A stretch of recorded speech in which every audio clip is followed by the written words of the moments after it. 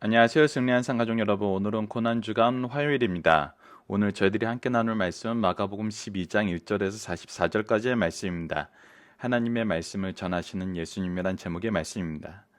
승리한 삶은 말씀 중심 예배 중심의 성경 전문 교사를 양성하기 위해서 만들어진 성경 공부 교재입니다. 오늘 본문에 대해서 저희들 이야기식으로 된 내용을 잠시 나누도록 하겠습니다. 예수님께서 성전에서 백성을 가르치시며 복음을 전하실세 예수님께서 이 세상에 오셔서 가장 중요하게 생각하신 것은 바로 천국 복음을 전하는 일이었습니다. 마지막 주간 마지막 시간까지 예수님은 가르치시는 것을 멈추지 않으셨습니다. 우리가 영생의 말씀을 배우고 가르치는 일은 결코 멈출 수 없는 중요한 소명입니다. 특히 고난 주간에 가르쳐 주신 말씀을 자세히 살펴 우리가 힘써 지켜야 할 모습이 무엇인지 묵상하도록 합시다. 이때 대표적인 말씀은 다음과 같습니다. 포도원의 비유를 통해 예수님이 누구신지 가르쳐 주셨습니다. 주인이셨고 하나님이 보내신 아들이 경배 못하셨지만 예수님께서는 이곳에 오셔서 그 주인의 뜻을 전하셨습니다. 데나리온의 비유에서는 말씀을 통해 하나님을 섬기는 것과 국가에 충성하는 모습이 어떤 것이 가르쳐 주셨습니다. 이때 가이사라의 것은 가이사에게 하나님 것은 하나님께라고 말씀하시면서 세상권과 충돌된다고 생각하고 하나님의 통치를 인정하지 않으면서 우리가 하나님을 경배하지 않는 더 큰 죄를 범하고 있는 것에 대해서도 우리에게 주의를 주시고 하나님의 통치 안에서 세상의 통치를 하나님이 이끄심을 우리가 발견할 수 있게 하셨습니다. 부활에 대해서 가르쳐 주심으로 참된 소망을 가지게 하셨습니다. 부활과 천국의 삶을 통해서 하나님의 말씀과 하나님의 능력을 바로 알게 하셨고 하나님의 말씀과 하나님의 능력을 모름으로 계례 혼인법이라는 것을 두고 하나님이 정해 주신 그 언약의 한 형태가 하나님의 말씀을 폐할 수 있는 것으로 잘못 해석하는 오류를 고쳐주셨습니다. 이것을 통해서 하나님 말씀을 우리가 충돌함이 없고 하나님 말씀은 충돌함이 없고 하나님의 말씀과 능력을 바로 이해하는 삶이 얼마나 중요한지를 우리에게 가르쳐 주셨습니다. 그리고 나서 가장 큰 계명이 무엇인지 가르쳐 주시면서 우리의 삶의 방향을 인도하여 주셨습니다. 그렇기 때문에 우리가 하나님의 말씀과 하나님의 능력을 알게 되면 그 안에서 하나님의 방법을 가지고 살게 됩니다. 하나님이 주신 목적을 가지고 살게 됩니다. 그것이 바로 하나님을 사랑하고 이웃을 사랑하는 일이었습니다. 다윗의 말을 통해 그리스도에 대하여 가르쳐 주시면서 이것은 우리가 무엇을 통해서 알 수 있냐면 우리의 참된 의의 스승이신 예수 그리스도를 우리 주 예수 그리스도를 아는 것으로 우리가 알 수 있습니다. 그래서 예수님이 누구신지 바로 다윗이 증언하였던 그 예수님이 누구신지를 통해서 예수님에 대해서 바로 깨닫게 하십니다. 창세 전부터 계셨고 다윗에게 주라고 부르심을 받았던 바로 그분이었으며 그분이 다윗의 후손으로 오신다는 것은 하나님의 임재하심이 예수 그리스도를 통해서 성취되고 그 언약의 성취를 통해서 우월한 구원의 계획이 어떻게 이루어짐을 우리에게 너무나 생생하게 보여주고 있다는 것입니다. 이때 우리가 가장 주의해야 되는 것은 무엇이냐면 바로 거짓 선생들을 멀리하는 것입니다. 거짓 선생들을 멀리하게 하신 후에 거짓 선생들을 구분하게 하신 후에 말세의 징조를 미리 보여주셔서 우리로 이 말세를 준비하게 하여 주셨습니다. 이렇게 말씀으로 우리를 가르치셔서 배운 말씀을 지켜 실천하게 하시고 꾸준히 배우고 가르칠 것을 말씀하여 주셨습니다. 자, 하나님의 말씀을 전하는 예수님, 다시 한번 본문의 내용의 중심 사상 하나씩 보도록 하겠습니다. 예수님의 마지막 주간 사역은 다음과 같습니다. 첫날 일요일 나귀를 타고 예루살렘 입성하시고 둘째 날 월요일 무화과 나무를 저주하시고 성교를 정결케 하신 후에 화요일에 성전에서 거닐고 계실 때 대제사장과 서기관과 장로들이 예수님께서 내가 무슨 권세로 이런 일을 하는가 물으며 예수님의 자격에 대한 시비를 걸었습니다. 이때 우리가 알고 있는 것은 이 자격에 대한 근거가 되는 사건이 무엇이었죠? 바로 세례 요한이었습니다. 세례 요한은 그의 삶에서도 예수님의 길을 준비하는 삶을 살면서 예수님을 바라보게 하였지만 그가 죽은 후에도 그의 사역이 바로 이 대답에 대한 증거가 되었습니다. 그래서 예수님의 말씀을 우리가 하나님의 말씀으로 하나님의 뜻으로 받아들일 수 없는 근거가 되는 굉장히 놀라운 사건을 우리가 확인할 수 있었습니다.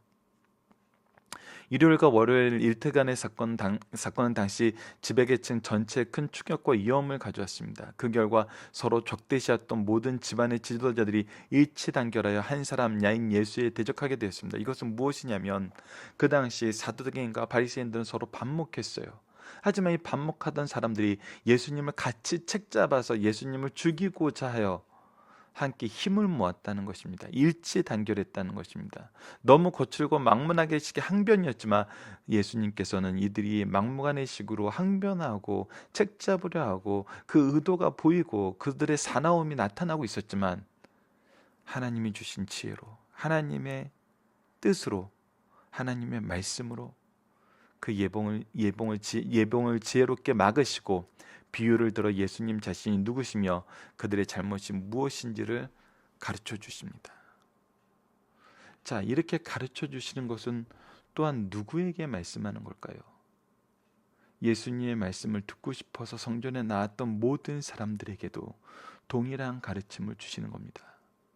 즉, 이 말씀은 그 당시 그 사람들에게 적용되는 말씀이었지만 지금 우리에게도 적용되는 말씀입니다.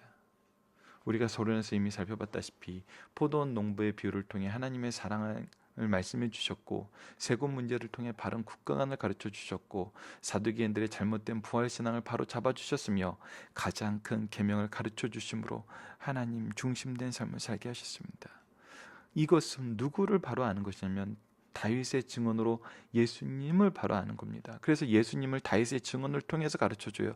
그분의 신성을 가르쳐줘요. 그리고 교만과 위선으로 가득 찬 서기관들을 책망하시고 자신의 전부를 드린 가난한 과부를 칭찬하십니다. 그래서 우리 리더가 무엇을 봐야 되는지, 어떻게 구분해야 되는지, 성도가 무엇을 봐야 되는지, 어떻게 구분하는지 알게 하십니다. 여러분, 이 페이지에 나와 있는 그림이 바로 앞에 있는 내용입니다.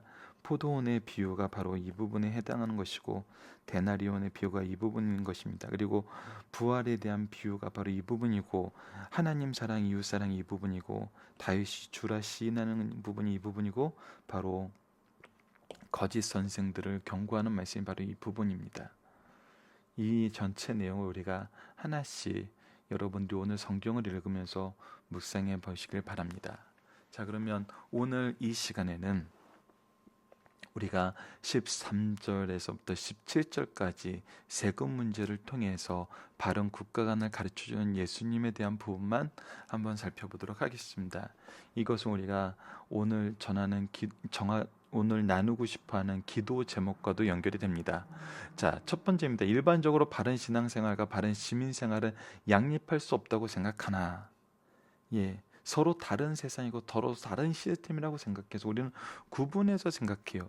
구분해서 생각하다 보니까 우리가 어떤 생각을 하게 되냐면, 세상에서 살 때는 세상의 법을 따르고, 이 교회 안에서 이 성도의 모임 안에서는 성경적인 삶을 사는 이런 이중적인 삶으로 변하는 경우도 있어요. 하지만 아닙니다, 여러분. 그거는 우리가 자꾸 이분법적으로 생각하고 싶어하는, 어떻게 보면 하나님의 기준과 다른 기준을 세우고 싶어하는 그런 곳에서 나오는 마음일 수 있어요. 우리는 하나님께서 이 온 우주를 창조하시고 지금도 살아서 주관하고 계심을 말씀을 통해서, 지금 우리에게 역사하시는 역사를 통해서 확인할 수 있습니다. 그렇다면 우리의 모습은 어떤 모습이냐면, 이 세상에서 하나님 나라의 백성으로서 빛과 소금의 사명을 받은 그 은혜를 먼저 소유한 사람으로서의 삶을 살게 됩니다. 그래서 우리가 그리스도의 빛을 비출 수밖에 없는 삶을 살게 돼요. 그렇기 때문에 국가에 대한 관도 성경 안에서 바르게 소유하고 있어야 됩니다. 성경이 가지고 있는 빛과 관은 굉장히 이 사회를 하나님께로 인도할 수 있는 빛의 통로가 될 수 있어요. 오히려 비난과 정죄와 외면의 대상이 되는 것이 아니라 하나님 나라로 이끄는 빛의 역할을 할 수 있다는 겁니다. 이것이 예수님이 당시 유대인들이 가지고 있던 잘못된 사상에 대한 바른 해석이고 바른 인도하시면서 바른 가르침이었습니다. 우리도 이것을 가져야 된다는 거예요. 예수님은 국가 권력에 대한 태도는 중립적이었습니다. 정치적 폭동을 지지하지 않으셨고 국가 절대주의자도 아니셨어요. 이것은 하나님이 통치하시는 통치 안에서 생각할 수 있는 질서인 것입니다. 그런 자세인 것이에요. 이 중도를 지키는 것과는 달라요. 이건 중도가 아니에요, 여러분. 하나님 기준인 거예요. 자연계에 자연 질서가 있듯이 사회를 살아가는 모든 사람들은 질서에 따라 살아야 해요. 국가 권력에 의한 납세나 병역 의무는 당연한 의무요, 그리스도인이라 해서 예외일 수 없다는 것입니다. 왜? 하나님이 하나님의 통치 가액 안에서 우리를 이 국가의 시민으로 삼으셨기 때문에. 그렇다면 그 안에서 하나님의 뜻을 발견하는 것이, 그 안에서 하나님의 뜻을 나타내는 것이, 그 안에서 하나님 뜻으로 이끄는 것이 우리의 모습이라는 거예요. 하나님은 그렇게 하나님의 통치를 이 세상에서 실현하신다는 겁니다. 누구를 통해서? 우리를 통해서. 우리는 하나님의 초청을 하는 초청자로서 이 세상에서 산다는 거예요. 그런 우리가 어떻게 이 세상 권력을 부인하고 부정하고 무시할 수 있겠습니다. 그러지 않다는 거예요. 두 번째, 성도들의 생활에 있어 궁극적인 목표는 하나님의 영광이지 국가가 아니라는 것입니다. 인간의 삶에 있어서 하나님의 권세는 근원적인 권세요, 국가나 부모의 권세는 파생적인 권세예요. 그러므로 국가 권세의 근원은 국민에서가 나오는 것이 아니라 하나님께로 말미암는 사실을 가르쳐주고 있어요. 이것이 굉장히 놀라운 것입니다. 세상 사람들은, 특히 이 민주주의 사회는, 이 민주주의 사회의 근원을 뜯어보면은 정말 얼마나 성경적인 베이스에서 시작했는지 알 수 있어요. 바로 예수님이 가르쳐 줬던 이 바른 국가관이 얼마나 중요한 기초가 되고, 하나님이 우리의 이 영혼들을 사랑하는 마음이 이 민주주의 사회에 얼마나 중요한 가치의 기둥이 되는지를 우리가 볼 수 있어요. 그렇다면 이 사회를 변화시키는 방법은 지금 오늘 본문에서 얘기해주는 이 모습과도 일맥상통한다는 겁니다. 하나님으로부터 말미암는 것을 우리가 알게 돼요. 그래서 우리가 무엇을 보게 되냐면 결국은 하나님을 통해서 이것이 해결되는 거라는 것을 우리가 경험할 수 있게 된다는 거예요. 결국은 인정하게 만들어요. 누굴 통해서 인정하게 만들면 바로 교회와 가정, 바로 성도들을 통해서 인정하게 만든다는 겁니다. 그렇기 때문에 기독교회는 하나님께로부터 나온 국가 권세를 인정하고 그 통치에 복종하며 동시에 국가 권력의 한계성을 인정하고 하나님의 권세까지 침범하는 것은 단호히 배격해야 됩니다. 이것은 하나님의 통치를 보여주는 모습이에요. 우리가 세상에서 이 부분은 우리가 잘 이해해야 됩니다. 우리는 세상에 대해서 폭력적이지 않아요. 하지만 세상 법이 하나님의 법을 넘어오는 것을 용납하지 않아요. 그리고 하나님의 통치는 이 두 개가 조화롭게 이루어지도록 우리를 보호하시고 인도하시고 함께 하심으로 무엇을 보게 하냐면 하나님의 통치가 우리 인간들을 온전하게 이끄심을 보게 한다는 것입니다.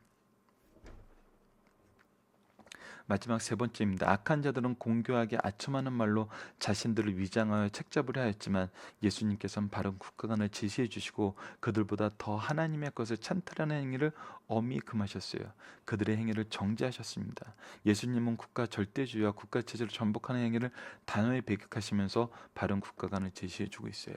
그래서 이들에게 무엇을 보게 하시냐면 너희들이 애국심으로 하나님의 법도 지키지 않고 세상의 법도 지키지 않는 이상한 논리 안에서 살고 있지만 하나님의 안에서 사는 것은 오히려 너희들이 이것도 지키지 않고 저것도 지키지 않는 삶을 용납하는 삶 속으로 인도하는 것이 아니라 이것도 지키고 저것도 지키는 삶을, 그리고 이것을 지키는데 온전하게 지키는 것이 바로 하나님으로부터 나오는 그것임을, 나오는 통치의 은혜임을 우리로 하여금 보게 하신다는 겁니다.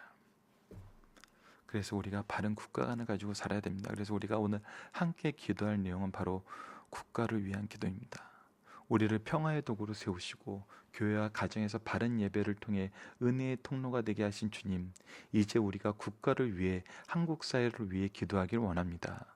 우리가 하나님의 통치와 인도하심의 관점에서 우리의 사회를 보게 하여 주시고 하나님이 이 사회를 통치하는데 우리를 어떻게 쓰시는지 그 관점으로 보게 해주시고, 이곳이 주님이 주신 사랑으로 사랑할 곳임을 깨닫고, 그래서 우리가 세상을 향하여 가지고 나가야 되는 것은 바로 주님의 사랑을 가지고 나가야 된다는 것을 깨닫고, 이 사회를 예수님의 사랑으로 사랑하자는 겁니다.